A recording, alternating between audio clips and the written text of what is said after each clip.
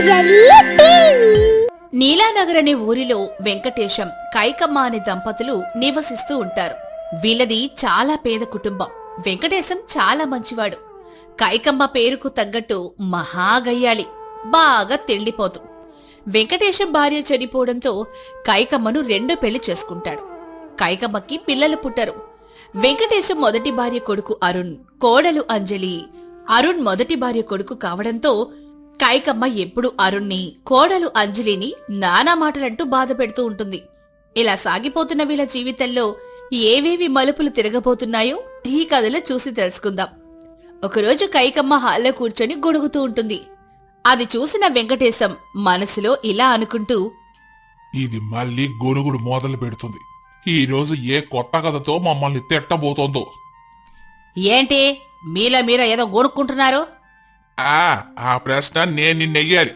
ఇందాకటి నుంచి చూస్తున్నాను, చాలా కసగుసలాడుతూ బుసలు కొడుతున్నావు. ఏమిటి సంగతి? ఆయనమ్మకి అరగని జబ్బు, కానమ్మకి ఆకలి జబ్బని ఒక సామెత ఉందిలేండి. ఇప్పుడు ఆ సామెత నీకెందుకు గుర్తుకొచ్చిందో? సామెతలోనే ఉంది కదా, కానమ్మకి ఆకలి జబ్బని.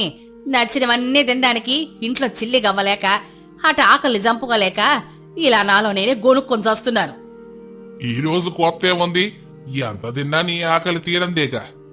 అవును, మీరు పెట్టే పంచభక్ష పరమన్నాలు అరక్క మళ్ళీ ఆకలేస్తోందిలేండి. ఇంతలో కొడుకు అరుణ్, కోడలు అంజలి అక్కడికొస్తారు. ఏమైందమ్మా? ఎవరని కమ్మ? మీ అమ్మ ఏనాడో చచ్చిపోయింది. నువ్వు నా సవతి కొడుకు మాత్రమే. నన్ను అమ్మ అని పిలిచే అర్హత నీకు లేదు. అదేంటత్తయ్య అలా అంటారు? సవతైనంత మాత్రాన ఆయన మీ కొడుకు కాదా? నేను మీ కోడల్ని కాదా? ఎందుకమ్మా చెవిటోడి ముందు శంఖ ఊదినట్లు దాని ముందు మాట్లాడడం? తనకు ఎంత చెప్పినా అర్థం కాదు.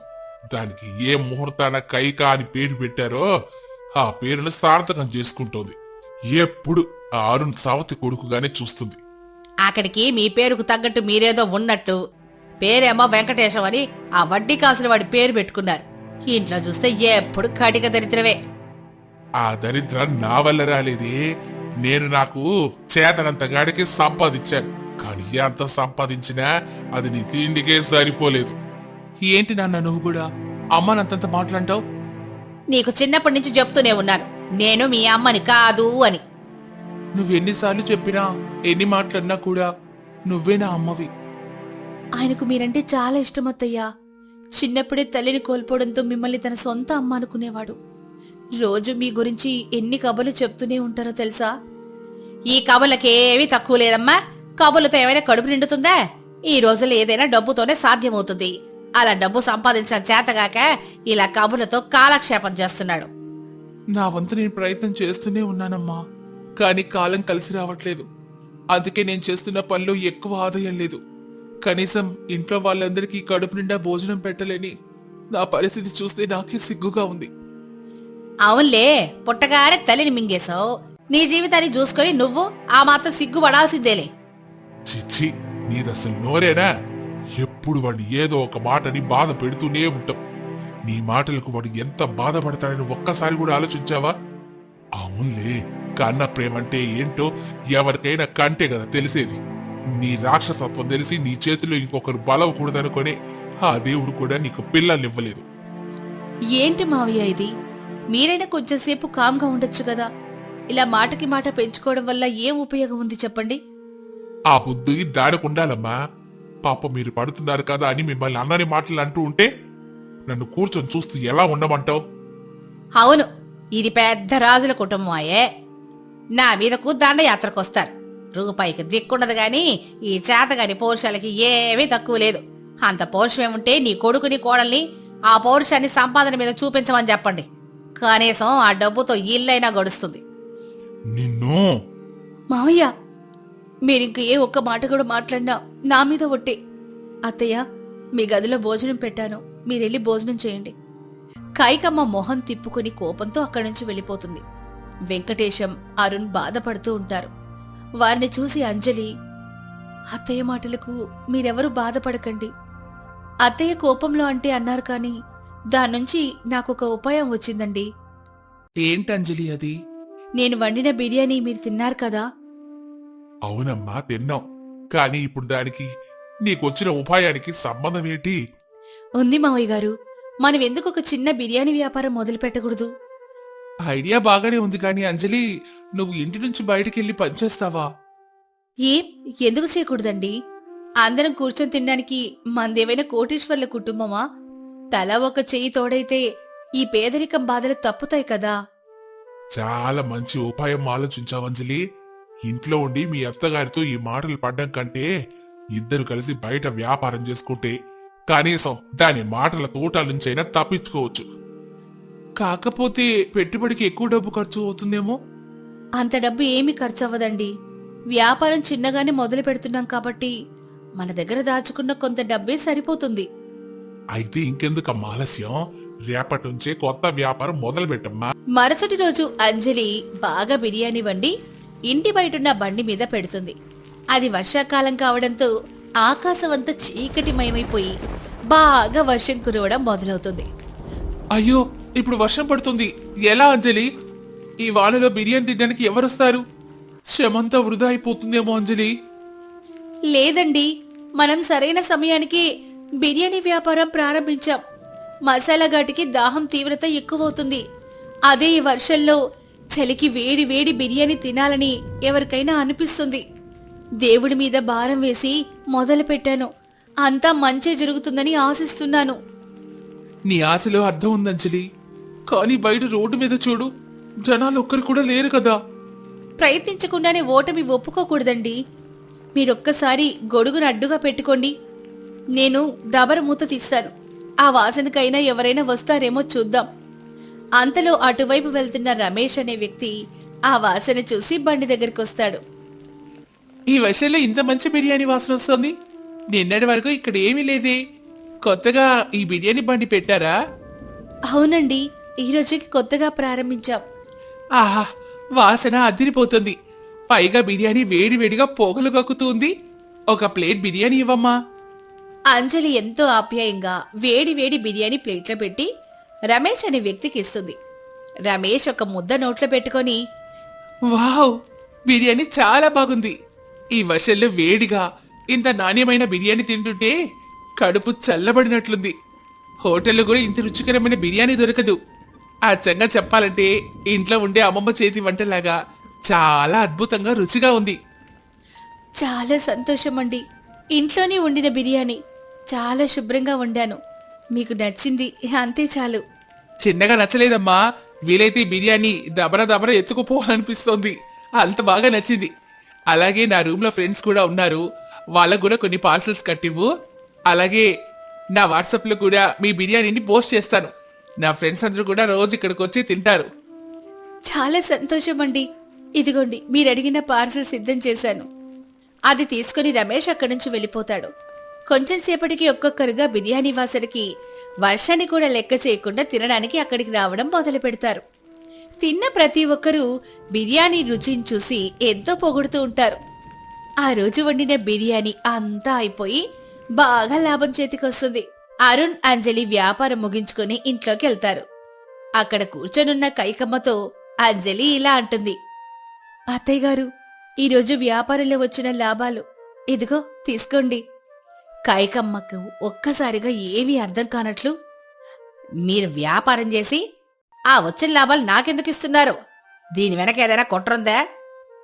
నీకు తెలిసిన అన్ని కొట్టలు వాళ్ళకు తెలియవులేవే. మీరాగండి మావయ్య. ప్రతిరోజు వ్యాపారంలో వచ్చిన డబ్బంతా మా అమ్మగారి చేతిలోనే పెట్టాలి అని మీ కొడుకు నిర్ణయించుకున్నాడు. అలాగే మీ కోడలుగా నేను అదే నిర్ణయాన్ని పాటిస్తున్నాను అత్తయ్య. అందుకే వచ్చిన డబ్బంతా మీకే ఇస్తున్నాను. ఈ వ్యాపారం అంతా మీ చేతుల మీదగానే నడవాలి. మీరు మరుసటి రోజు వ్యాపారానికి కావలసిన డబ్బులిస్తే చాలు. మిగిలిన డబ్బుతో మీరే ఇంటిని నడిపించండి. అవునమ్మా, నువ్వు నా తల్లివి. నా తల్లి నాకు దైవంతో సమానం. నువ్వుండగా ఈ ఇంటి పెద్దనాన్ని ఇంకొకరికి అప్పగించను. ఈ రోజు నుంచి మేం కష్టపడి పనిచేస్తాం. నువ్వు ఇంటిని చూసుకో. కాయికమ్మ ఒక్కసారిగా కళ్ళల్లో నీళ్లు పెట్టుకొని, ఇంత మంచి మనసున్న వాళ్ళని ఇన్ని రోజులు ఎంత బాధ పెట్టానో తలచుకుంటేనే నా మీద నాకు అసహ్యం వేస్తోంది. నేను మిమ్మల్ని అనకూడని మాట్లాడినాను కూడా. ఏ రోజు మీ ఇద్దరిలో ఒక్కరు కూడా నన్ను తిరిగి ఒక్క మాట అనలేదు. ఎన్నోసార్లు ఆప్యాయంగా అమ్మ అని పిలుస్తున్నా, అంజలి అత్తయ్య అని నోరారా పిలుస్తున్నా నా మనసు కరిగిందే లేదు. అయినా మీరు నా మాటలేమి పట్టించుకోకుండా నాకింత విలువనిస్తున్నారు.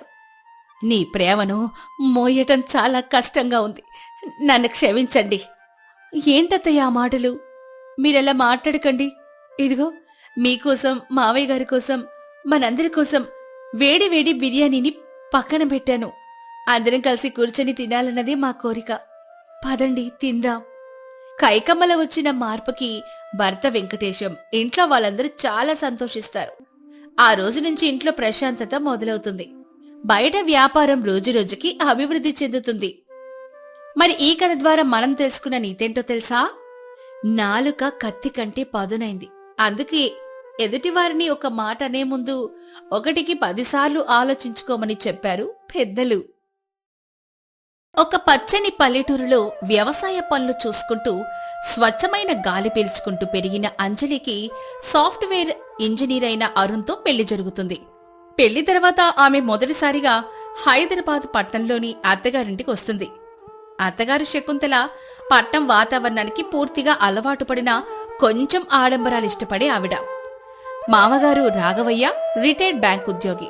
ఎప్పుడూ పేపర్ చదువుకుంటూ సైలెంట్గా ఉంటారు. ఆడపడుచు అర్చన ఫ్యాషన్గా తిరిగే కాలేజ్ స్టూడెంట్. ఒక ఆదివారం ఉదయం రాఘవయ్య గారింట్లో దినచర్య ఇలా మొదలైంది. అంజలి, ఏమే కోడలు పిల్ల, అరుణ్ బాబుకి ఇంకా కాఫీ ఇవ్వలేదా? వాళ్ళేచి అరగంట అవుతోంది. ఈ పల్లెటూరి పిల్లలకి ఎంత చెప్పినా పట్నం స్పీడ్ రాదు. ఇదిగో అత్తయ్య, ఇస్తున్నాను. ఆ స్టవ్ వెలిగించడం నాకింకా అలవాటు కాలేదు. మన ఊర్లో అయితే పొయ్యి మీద కట్టెలు పెట్టి ఊదితే బగ్గును మండుతుంది. ఈ గ్యాస్ పై బటన్ నొక్కితే టపటపా అంటుంది, కానీ మంట రావట్లేదు. విన్నావా శకుంతల? మన కోడలు వచ్చిన దగ్గర నుంచి ఇల్లు ఎంత సందడిగా ఉందో. అయినా గ్యాస్ స్టవ్ తో మనకేం కష్టం ఉంటుందిలేమ్మా, మెల్లగా అలవాటు అవుతుందిలే. మీరూరుకోండి, అంతా మీ వల్లే. ఆ పల్లెటూరి పిల్లే కావాలి, వ్యవసాయం తెలిసిన పిల్లే కావాలని పట్టుబట్టి మరి మా వాడికి కట్టబెట్టారు. ఇప్పుడు చూడండి, నిన్న ఆ మైక్రో ఓవెన్ ఆన్ చేయమంటే దానికి దండం పెట్టి నిలబడింది. ఏంటమ్మా ఉదయాన్నే అంజలి మీద పడ్డావు? తను వచ్చి వారం కూడా కాలేదు కదా. సర్లే గాని అంజలి, ఈరోజు బ్రేక్ఫాస్ట్ ఏంటి? చాలా ఆకలిగా ఉంది. వేడి వేడి పెసరట్టు, అల్లం పచ్చడి చేశానండి. నిన్న అత్తయ్య మార్కెట్ నుంచి కూరగాయలు తెచ్చారు కదా, ఆ ఉల్లిపాయలు పచ్చిమిర్చి వేసి చేశాను. అలా అనుకుంటూ ఉండగా అందరూ డైనింగ్ టేబుల్ దగ్గర కూర్చుంటారు. అర్చన ఫోన్ చూసుకుంటూ వచ్చి కూర్చుంటుంది. అంజలి అందరికీ పెసరట్లు వడ్డిస్తుంది. రామయ్య గారు ఒక ముద్ద నోట్లో పెట్టుకొని ముఖం ఒకలాగా పెడతారు. ఏంటి వదినా ఇది? పెసరట్టులానే ఉంది, కానీ అసలు పెసరట్లుగానే లేదే. ఉల్లిపాయలు కూడా చప్పచప్పగా ఉన్నాయి. అల్లం పచ్చళ్ళు ఘాటేది? అవునంజలి, ఏదో మిస్ అయినట్టుంది. ఉప్పు తక్కువైందా? లేదండి, అన్నీ కరెక్ట్గానే వేశాను. కాని నాకు కూడా డౌట్గానే ఉంది. ఆ ఉల్లిపాయలు కోస్తుంటే కంట్లో నుంచి ఒక్క నీటి చుక్క కూడా రాలేదు. మన ఊర్లో ఉల్లిపాయ కోస్తుంటే ఊరంతా ఏడ్చినట్టుంటుంది. ఆ పచ్చిమిర్చి అయితే పచ్చగా నిగనిగలాడుతున్నాయి, కానీ కొరికితే కారమే లేదు. బెండకాయ కొరికినట్టుంది. హే, నీ వంటలో తప్పు లేదంజలి.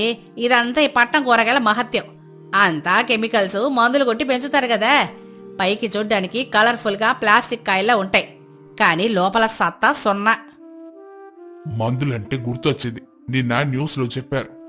ఈ కూరల్లో కూడా విపరీతమైన రసాయనాలు వాడుతున్నారట. అవి తింటే ఆరోగ్య సంగతి దేవుడెరుగు, కొత్త రోగాలు వస్తాయట. ఏంటి మావయ్య, డబ్బులిచ్చి మరీ రోగాలు కొనుక్కుంటున్నామా మనం? అయితే ఈరోజు నేను మీతో పాటు సూపర్ మార్కెట్ వస్తానత్తయ్య. అసలు కూరగాయలు ఎలా ఉన్నాయో, వాటి ధరలు ఎలా ఉన్నాయో నేను చూడాలి. సరే రా, నీకూడా లోక జ్ఞానం తెలుస్తుంది. అలా అనుకుంటూ ఉండగా అల్పాహారం పూర్తయ్యాక శకుంతల, అంజలి ఇద్దరు కలిసి దగ్గర్లో ఉన్న ఒక పెద్ద ఏసీ సూపర్ మార్కెట్కి వెళ్తారు. అంజలి అక్కడి వాతావరణం, లైట్లు చూసి ఆశ్చర్యపోతుంది. అబ్బో అత్తయ్య, ఇదేంటి మన పంచాయతీ ఆఫీస్ కంటే పెద్దదిగా ఉంది. కూరగాయలు అమ్మడానికి ఇంత పెద్ద బిల్డింగ్ ఎందుకు? మన ఊర్లో అయితే సంతలో కింద గోన సంచులు పరుచుకొని అమ్మేస్తారు. ఇది పట్నం అంజలి, ఇక్కడ కూరగాయలు కూడా ఏసీ గాలి పీల్చుకుంటే గాని తాజాగా ఉండవు. రా, ట్రాలీ తీసుకొని లోపలికెళ్దాం. అలా అనుకుంటూ ఇద్దరు కూరగాయల సెక్షన్కి వెళ్తారు. అక్కడ అన్ని పాలిథిన్ కవర్లలో ప్యాక్స్ చేసుంటాయి. అంజలి ఒక్కొక్కటి చూస్తూ ఆశ్చర్యపోతుంది. అత్తయ్య, ఈ కరివేపాకు చూడండి, చిన్న కవర్లో 10 ఆకులు వేసి 10 రూపాయలంట. 10 రూపాయలకి మా ఊళ్ళో కరివేపాకు చెట్టు కొమ్మే ఇస్తారు. మెల్లగా మాట్లాడు, ఎవరైనా వింటే నవ్వుతారమ్మా. ఇక్కడ కరివేపాకు కొత్తిమీర కూడా కొనుక్కోవాల్సిందే. ఆ టొమాటోలు చూడు ఎంత బావున్నాయో. కవర్కి 1 కేజీ వేసి ఆఫర్లో 50 రూపాయలకిస్తున్నారు. అబ్బే, ఇవి టొమాటోలే కాదత్తయ్యా, ఎర్రటి క్రికెట్ బాల్స్లా ఉన్నాయి. ముట్టుకుంటే రాళ్లు తగులుతున్నట్టున్నాయి. దీంట్లో గుజ్జే ఉంటుంది. కోస్తే లోపల తెల్లగా ఉంటుంది. పులుపు అస్సలుండదు. మన నాటు టొమాటో అయితే అలా పట్టుకోగాని చేతిలో మెత్తగా రసం వచ్చేస్తుంది. సర్లే గాని ఆ వంకాయలు బెండకాయలు కొని వేసుకో. బాబోయ్, ఏంటత్తయ్యా ఈ రేట్లు? బెండకాయ చూస్తే 80 రూపాయల కేజీ. మొన్న మా నాన్న ఫోన్ చేసినప్పుడు చెప్పాడు, మార్కెట్లో బెండకాయలు కిలో 10 రూపాయలకి కూడా అడగట్లేదని ఆవులకి మేతగా వేశారట. ఇక్కడ 80 రూపాయలా? ఇదెక్కడి న్యాయం అత్తయ్యా? ఇక్కడ రైతులు నేరుగా అమ్మరు కదమ్మా.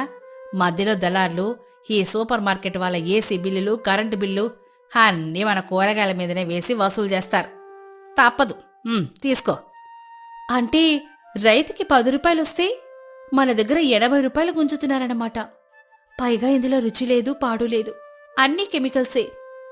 దీన్ని ఎలాగైనా మార్చాలత్తయ్యా.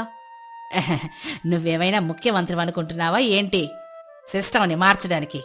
ముందు ఆకుకూరలు తీసుకొనిరా, బిల్లు ఎంచుకొని ఇంటికి పోదాం. అలా అనుకుంటూ ఉండగా ఇద్దరు ఇంటికొస్తారు. అంజలి కొన్న కూరగాయలు ఫ్రిడ్జ్లో పెడుతూ తీవ్రంగా ఆలోచిస్తూ ఉంటుంది. మధ్యాహ్నం వంట చేయడానికి ఏం కూరగాయలు వాడాలో అర్థం కాక సతమతమైపోతూ బట్టలు ఆరేయడానికి మేడ మీదకెళ్తుంది. అక్కడ అంజలికి ఒక అద్భుతమైన దృశ్యం కనిపిస్తుంది. అరే, ఈ మేడ మీద ఎంత స్థలం ఉందో! దాదాపు 1000 అడుగుల ఖాళీ జాగా. ఎండ కూడా భలే వస్తుంది. కింద అత్తయ్యగారు ఖర్చుల గురించి, కూరగాయల కెమికల్స్ గురించి బాధపడుతున్నారు కదా. ఇక్కడ మనం ఎందుకు కూరగాయలు పెంచకూడదు? అలా అనుకుని అంజలి ఉత్సాహంగా మెట్లు దిగుతూ, అత్తయ్యా, ఓ అత్తయ్యా! ఏంటే అలా అరుస్తున్నావు? సీరియల్లో హీరోయిన్ అత్తగారికి ఎసరు పెడుతుంటే ఇంట్రెస్టింగ్గా చూస్తున్నాను. ఏమైంది? అత్తయ్యా, హీరోయిన్లు పెట్టే ఎసరు సంగతి పక్కనెట్టండి.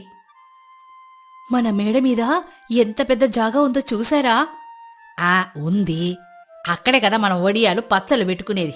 ఇప్పుడు దానికేమైందే? వడియాలు పెట్టుకోవడానికి చిన్న స్థలం చాలత్తయ్యా. మిగతా స్థలం అంతా ఖాళీగానే ఉంది కదా. నేనొక ఆలోచన చేశాను. ఇక్కడ మన కుండీల్లో కూరగాయలు పెంచుకుంటే ఎలా ఉంటుంది? ఏంటి, మేడ మీద కూరగాయలా? నీకేమైనా మతిపోయిందా అంజలి? ఆ ఖరీదైన టైల్స్ మీద కూరగాయలు పెంచడవా? అంజలి చెప్తున్నది మంచి ఐడియానలాగే ఉందా శకుంతల? ఈ మధ్య యూట్యూబ్లో చాలా మంది టెర్రస్ గార్డెన్ అని మేడ మీద తోటలు పెంచుతున్నారు. మీరు సైలెంట్గా ఉండండి. నా అందమైన మేడ ఏమైపోవాలి? ఆ కుండీలు, ఆ మట్టి, ఆ పేడ, అబ్బబ్బా, అదంతా వానొస్తే కారిపోయి ఇల్లంతా మురికి మురికి అయిపోద్ది. నా వల్ల కాదు బాబాయ్. నేను పట్నం మనిషిని. నాకీ బురద మట్టి పళ్ళు పడవు. అత్తయ్య, మీరలా భయపడకండి. నేను వ్యవసాయ కుటుంబం నుంచి వచ్చాను కదా. ఇంటిని మురికి చేయకుండా ఎలా పండించాలో నాకు బాగా తెలుసు. టైల్స్ పాడవకుండా కింద ప్లాస్టిక్ షీట్స్ వేస్తాను. మట్టికి బదులు కోకోపిట్ వాడదాం. అది బరువుండదు, మురికి అవ్వదు. వావ్, టెర్రస్ గార్డెనా? ఐడియా సూపర్ వదినా. నా ఫ్రెండ్స్ వాళ్ళ ఇళ్లలో కూడా ఉన్నాయి. మన స్ట్రాబెర్రీస్, బ్రొకోలీస్ లాంటివి కూడా పెంచొచ్చా? అన్నీ పెంచొచ్చు మరదల పిల్ల.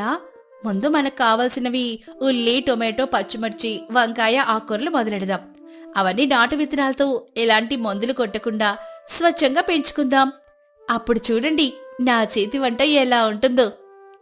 అమ్మా, అంజలి చెప్పేది కరెక్టే. నెలకి కూరగాయలకి మనకి వేలకి వేలు తగలేస్తున్నాం. పైగా అంతా విషయం. తను చేస్తానంటుంది కదా, ఓసారి ట్రై చేద్దాం. మన ఆరోగ్యం కోసమే కదా.